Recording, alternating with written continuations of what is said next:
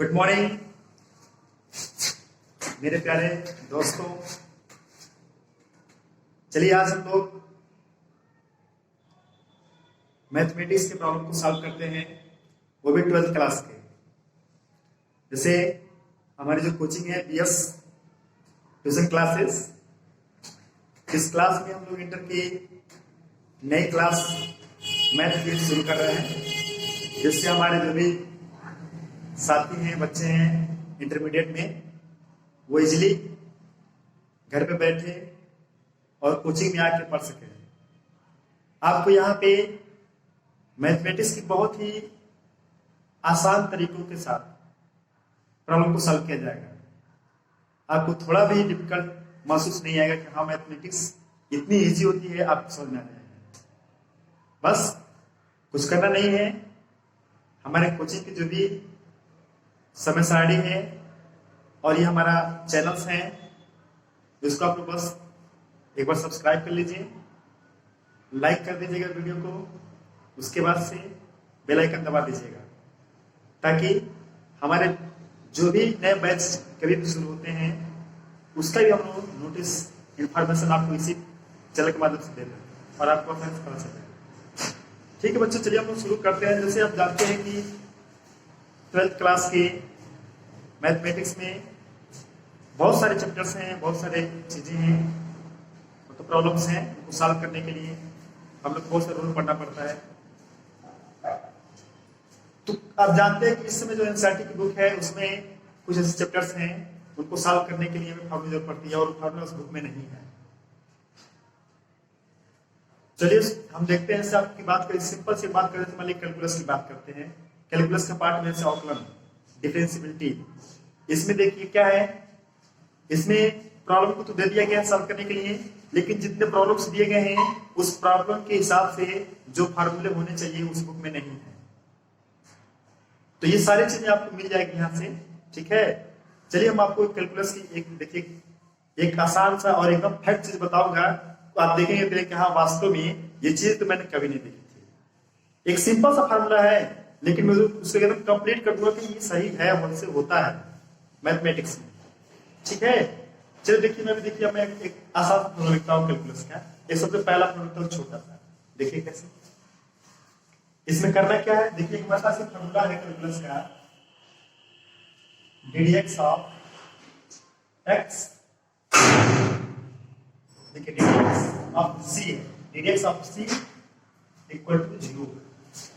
सबसे पहले हम समझते हैं इस फार्मूले में इसका क्या मतलब है, और ये c लिखा है, इसका क्या मतलब है, और इसकी वैल्यू 0 आ गई है। देखिए ये फार्मूला ये कहता है कि किसी भी कांस्टेंट टर्म का हम डिफरेंशिएट करेंगे तो उसकी वैल्यू हमेशा 0 आएगी। कांस्टेंट टर्म का मतलब होता है अचर पद। यहाँ पे एक ऐसे किसी भी हम अचर पद का जब भी हम अवकलन करेंगे, डिफरेंशिएट करेंगे, तो उसका आंसर क्या आएगा, हमेशा 0 आएगा। ये बात ये भी ध्यान रखना हम लोगों को, किस कंडीशन में 0 आएगा। देखिए यहाँ पे लिखा है x का मतलब हम इसका अवकलन तो करेंगे कांस्टेंट का, लेकिन x के रिस्पेक्ट में करेंगे। x के रिस्पेक्ट का मतलब होता है x के सापेक्ष, जबकि यहाँ पे कौन सी वैल्यू दिया है, अचर पद दिया है। इसीलिए यहाँ पे कभी भी अचर पद जो आता है हम लोग उसका अवकलन नहीं कर पाते हैं, सीधे इसका आंसर क्या आता है, 0। जैसे एग्जांपल देखो, एग्जांपल में मान लीजिए हम ले लेते हैं ddx ऑफ 4, इसका आंसर क्या आएगा, 0। क्यों आएगा, क्योंकि देखिए आप कांस्टेंट है, ये भी तो कांस्टेंट है, सीधा सीधा है, हम जान गए ना, ये कांस्टेंट है, ये भी कांस्टेंट है। जब भी यहाँ पे कांस्टेंट रहेगा तो उसका आंसर हमेशा आएगा 0। एक बात ये भी है कि कांस्टेंट क्या है, क्योंकि ऐसे हम ये जोड़ रहे हैं कि कांस्टेंट हमेशा ऐसे ही है। कांस्टेंट ऐसे हो सकता है किसी चर के साथ आ सकता है गुणांक रूप में, तो वहां पे नहीं कि उसको 0 लिख देंगे, नहीं, वहां पर हमारा रूल चेंज होगा। ये देखिए कांस्टेंट जो लिखा हुआ है ये फुल्ली कांस्टेंट है, इसके साथ कोई वेरिएबल नहीं है, ये ध्यान रखना है। जैसे मान लीजिए ऐसे हो ddx ऑफ 4x, अब आप देखिए ध्यान से, इसमें देखना है क्या, अब देखो मैंने कहा था कि कांस्टेंट टर्म है तो उसका आंसर आएगा 0।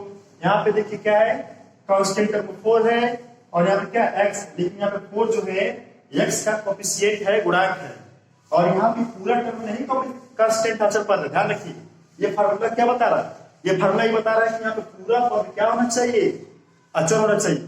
लेकिन इस फार्मूले में तो भाई अचर भी है चर भी दोनों है। इसका मतलब क्या है, इसका मतलब यही है कि ये कोएफिशिएंट के रूप में है, गुणांक के रूप में है x के, और जब इस तरह से रहेगा तो उसका आंसर कभी 0 नहीं आएगा, तब उसका रूल्स दूसरा है। चलिए उसको भी देख लेते हैं कैसे करना है। देखिए ये तो हमारा पहला फार्मूला, इसको आपको याद कर लीजिएगा, बहुत ही ज्यादा यूज किया जाता है। अब दूसरी बात है, हम एक फार्मूला बताते हैं। यहाँ पे अगर कोई चर वैल्यू हो तो जैसे x हो, उसके लिए देखिए ddx ऑफ x हो, जैसे इसको बहुत लोग ऐसे पढ़ते हैं, आप पढ़ सकते हैं, आपकी मर्जी, पढ़ने के ऊपर वैसे बहुत लोग पढ़ते हैं dy dx y, बहुत दूसरा पढ़ते हैं dx by dx। यहाँ कोई वैल्यू होती है तो ऐसे पढ़ते हैं d by dx करके ऐसे पढ़ते हैं लोग, तो सीधा सीधा आप पढ़िए कि d by dx of x पढ़ दीजिए, तब एकदम करेक्ट है, कोई गलत नहीं है, ठीक है। तो आप ऐसे पढ़ सकते हैं d by dx of x, ठीक है, ये सही तरीका भी है पढ़ने का, आप पढ़ सकते हैं। अब देखिए यहाँ इसका ये फार्मूला के रूप में इस तरह की कोई वैल्यू रहेगी तो इसका आंसर आएगा 1, क्या आएगा 1, ठीक है। अभी अगले स्टेप में क्लियर हो जाएगा कैसे 1 आएगा, मैं बता दूंगा, ठीक है। ये चीज है आपकी बात, ये हमें याद है। इसका मतलब क्या है कि यहाँ पे जब चर पद होगा x और x देखिए रिस्पेक्ट में ही यहाँ पे अवकलन किया जा रहा है, ध्यान रखिएगा। यहाँ पे अगर चर है तो यहाँ भी चर होना चाहिए तभी आंसर आएगा 1, लेकिन यहाँ पर मान लीजिए दूसरा वेरिएबल हो, यहाँ पे x है तो उसका आंसर कभी 1 नहीं आएगा, यहाँ पे आंसर उसका चेंज हो जाएगा। हम क्या करेंगे, यहाँ पे देखिए जो x यहाँ पे लिखा है वही x यहाँ पे लिखा है, तो x के सापेक्ष जब हम अवकलन करेंगे तो उसका आंसर क्या आएगा 1, किसका अवकलन करेंगे तो x का, ठीक है। अब यहाँ पे ध्यान देने वाली ये है कि यहाँ पे भी x का कांस्टेंट इसमें दोनों है, देखिए यहाँ अचर भी है और यहाँ पे अचर भी है। जब इस तरह का सवाल आएगा तो क्या करेंगे, ध्यान रखिए, जब इस तरह का सवाल हो इसका फार्मूला दोनों को मिलकर बन जाएगा हमारे पास, ऐसे फार्मूला बन जाएगा कौन सा, ddx of cx equal to c, और यहाँ पे फिर बन जाएगा d by dx of x, ये कंडीशन बन जाएगा।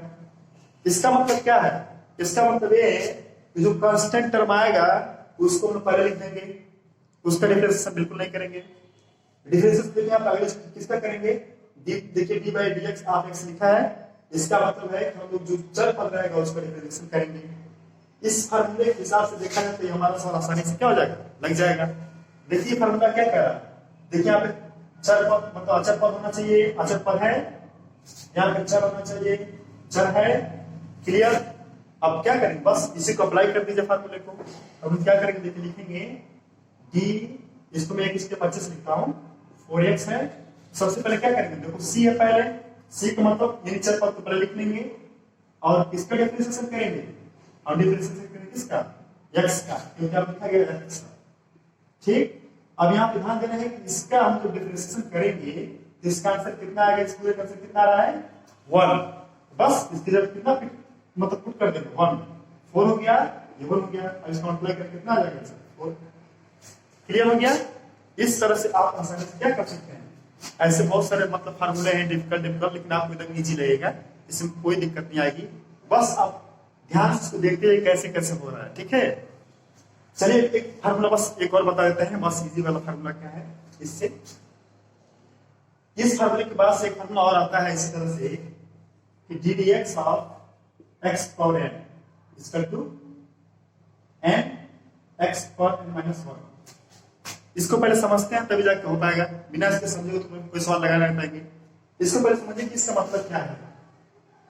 इसका मतलब ये है, देखिए d by dx of x power n, इसका मतलब क्या है, किसी भी चर की पावर अगर n हो, n का मतलब 1 2 3 4 5 कोई नेचुरल नंबर हो सकता है, ठीक है, इसी का मतलब ये नहीं है, तो पावर को पहले लिखेंगे और फिर पावर में 1 को माइनस कर देंगे। जब आप ऐसा करेंगे ये हमारा आंसर बन के आपका अवकलन हो जाएगा, ठीक है। मतलब x के ऊपर पावर कितना हो सकता है n, और n का मतलब क्या है 1 2 3 4 5 कुछ भी। जब ऐसा होगा इस तरह का किसी भी नंबर का हम लोग क्या करना पड़ेगा, मतलब कोई भी चर कोई भी मतलब दिया हो, फंक्शन दिया हो या कोई भी मतलब पद इस तरह का दिया हो और उसका हमको डिफरेंशिएट करना, अवकलन करना हो, तो हम ऐसे कर सकते हैं, ठीक है। देखिए कैसे करते हैं, इसका एग्जांपल समझ लीजिए। जैसे देखिए ddx ऑफ कितना है, जैसे मान लीजिए यहाँ पे लिखा हो x की पावर 3, देखिए यहाँ पे लिखा है यहाँ पे चर है, ये भी चर है, यहाँ पे n है और यहाँ पे कितना लिखा है 3। मैंने कहा नेचुरल नंबर आएगा 1 2 3 4 5 कुछ भी। तो देखिए क्या करते हैं, पावर को पहले लिख लेते हैं, यहाँ पहले पावर लिख लेंगे 3, फिर देखिए x है तो x को लिख लेंगे, फिर पावर में 16 माइनस कर देंगे, पावर हमारा 3 है और 3 में 16 माइनस कर देंगे। अब इसको आप सॉल्व कर लीजिए अपने तरीके से जो भी इसका रूल होता है। देखिए क्या करेंगे, 3x इसमें जाएगा कितना हो जाएगा 2, हो गया आपका आंसर। बस इसी तरह से चलिए हम आपको एक बढ़िया सा चीज प्रूव करके दिखाते हैं कि ये शायद बहुत लोग कंफ्यूज रहते हैं कि ये होता कैसे है। जैसे मान लीजिए यहीं पे लिखा है, देखिए d/dx ऑफ x का आंसर आता है 1, ठीक है। तो आप जानते हैं किसी की ऊपर हमेशा पावर कितना होता है 1, कि कोई भी नंबर हो, कोई भी चीज हो अपने आप में, जैसे नंबर हो 1 2 3 4 5, कोई वेरिएबल हो x y z, तो हमेशा उसके ऊपर पावर 1 रहता है, लिखा नहीं रहता है, ठीक है। इसको आपको ध्यान रखना है। जैसे क्या क्या होता है देखिए मैं बता दे रहा हूँ सीधा सीधा, कोई भी नंबर है ना, जैसे मान लीजिए आपके पास x है, ठीक है, x मान लीजिए, x पास क्या क्या रहता है दिया जाए तो देखिए हाथ से x पास हमेशा अपान में 1 रहेगा, ये दिया नहीं रहेगा। x का मतलब कोई भी नंबर हो सकता है 1 2 3 4 5। उसके बाद से इसके साथ गुणा में हमेशा 1 रहेगा और लिखा नहीं रहेगा, ये क्लियर होना चाहिए। इसके बाद इसके हमेशा पावर 1 रहेगा, लिखा नहीं रहेगा, मतलब इतना चीज इसके साथ रहता है लेकिन लिखा हुआ नहीं होता है। आपको जरूरत पड़ने पर हम लिख लेते हैं, यूज कर लेते हैं। क्यों होता है इसका मतलब ऐसे, क्योंकि देखिए किसी भी संख्या में जब 1 से भाग करेंगे तो वही संख्या मिलेगी, किसी भी संख्या में जब 1 से गुणा करेंगे तो वही संख्या मिलेगी, किसी भी संख्या के ऊपर पावर हो तो उसका मतलब वही हुआ।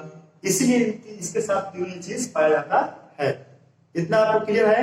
इसका मतलब क्या है, इसका मतलब अगर 4 लिखा है तो 4 के नीचे कितना लिखा है, हर में a, गुणा में कितना लिख सकते हैं a, पावर में कितना लिख सकते हैं a। हम अपने मर्जी से आप वही चीज लिख सकते हैं जिसके उस लिखने से उसकी कोई वैल्यू में परिवर्तन ना हो। ये चीज इतना रहती है कि आपको याद रखना है, ठीक है। उसी तरह से इसके ऊपर पावर कितना है 1 है, और 1 है तो देखिए 1 में सुन जाएगा कितना बचेगा 0, 0 मतलब कितना हो गया 1। देखिए ये वाला प्रॉब्लम है, इसको देखिए ये वाला प्रॉब्लम था। अब इस प्रॉब्लम को हम क्या करेंगे देख लेते हैं कि अगर 1 आया है तो इस फार्मूले के हिसाब से 1 आ जाएगा, ठीक है। इसलिए मैं इसके फार्मूले तरफ ये समझिए कि इसको पावर 1 है, इसको हम फार्मूले का यूज करते हैं क्योंकि मान लीजिए हर बार हम 1 माइनस नहीं घटाएंगे सवाल आएगा तो हम डायरेक्ट जहां भी x आता है उसको वैल्यू 1 पुट कर देते हैं। देखिए जैसे यहाँ पे देखिए सवाल हमारे पास dx हो गया d/dx ऑफ x, इसके ऊपर 1 है। जब 1 आएगा तो हम किसकी तरफ डिवाइड करेगा, इसके। देखिए इस तरह एकदम सिर्फ दिख रहा है ना, समझिए हमारा वाला फॉर्मूला है, ठीक है। हम लोग करेंगे क्या, जब इसके पावर n है तो देखिए n लिखते हैं पहले और n प्लस माइनस 1 करते हैं, n ये चीज रहता है तो वही काम करेंगे। 1 लिखेंगे पहले, इसमें से 1 माइनस कर देंगे। देखिए 1 लिखेंगे पहले, उसके बाद क्या करेंगे हम लोग इसी पावर में से 1 माइनस कर देंगे तो हो जाएगा। इसका मल्टीप्लाई करेंगे तो कितना हो जाएगा 1 होगा। पहले मल्टीप्लाई करके आप ऐसे कर लीजिए, कितना हो जाएगा 0। तो देखिए हम क्या करेंगे, यहाँ पे देखिए 0 मतलब क्या करेंगे, ये वैल्यू आपने लिखा है, हम लोग यहाँ से वो ये देखिए 1 इंटू लिखा है, x पावर 0 आ गया, 1 में सॉल्व करेंगे 0 हो जाएगा। अब 0 हो जाएगा तो इसका फिर मल्टीप्लाई करते जाएगा। अब देखो 0 पे मतलब किसी भी संख्या के ऊपर पावर जब 0 रहता है तो उसका आंसर क्या आता है 1, ठीक है। जैसे ये मैं बता रहा हूँ कैसे आएगा 1, ठीक है। किसी भी आप याद कर लीजिए, किसी भी संख्या के ऊपर पावर चाहे क हो, चाहे म अक्षर हो, या कोई संख्या हो 10 हो 5 हो कुछ भी, अगर इसके ऊपर पावर 0 हो तो उसका वैल्यू क्या आता है हमेशा 1 आता है। इसको याद रख लीजिए। अभी कैसे आता है चलिए मैं आपको इसको प्रूव करके दिखा देता हूँ कैसे आता है। देखिए सीधा सीधा है, एक तरीका है, आप लोग पढ़े होंगे छोटे क्लास में, घातांक का नियम पढ़े होंगे, घातांक के नियम से इसको प्रूव किया जाता है, ठीक है। क्योंकि घात ही तो है, दूसरा क्या है, घात है, घात 0 हो गया।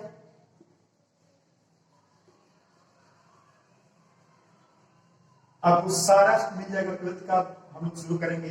बस एक आपको बस बताने के लिए ये है कि हाँ हमारे क्लास शुरू होने वाले हैं 12th के, और जितने भी हैं आपके संपर्क में जो भी आपके फ्रेंड हैं दोस्त हैं उनसे आप बोल दीजिए कि यस क्लास। तो देखिए यहाँ पे हम लोग प्रूव कर चुके हैं, हम लोग ये हम लोग प्रूव कर चुके हैं कि किसी भी संख्या को पावर 0 हो तो उसका आंसर क्या आएगा 1, ठीक है।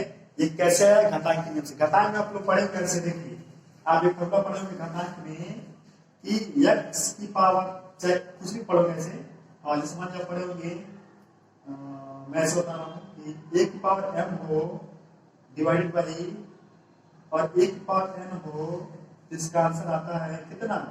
1 की पावर m माइनस n।